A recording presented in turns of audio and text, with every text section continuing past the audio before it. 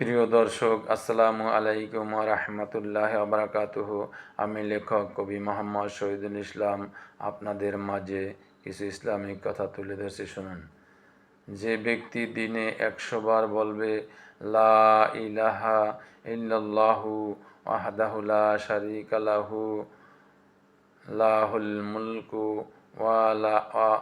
ওয়াল হামদু ওয়া হুয়া আলা কুল্লি শাইইন কাদির, তার জন্য 100 জন দান মুক্ত করার সওয়াব লেখা হবে, 100টি নেকি লেখা হবে, 100টি গুনাহ মাফ করা হবে এবং সে ওই দিন সন্ধ্যা পর্যন্ত শয়তান থেকে নিরাপদ থাকবে।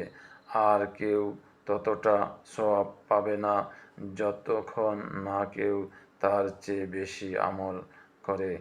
আল্লাহ হাফেজ। আসসালামু আলাইকুম ওয়া রাহমাতুল্লাহি ওয়া বারাকাতুহু।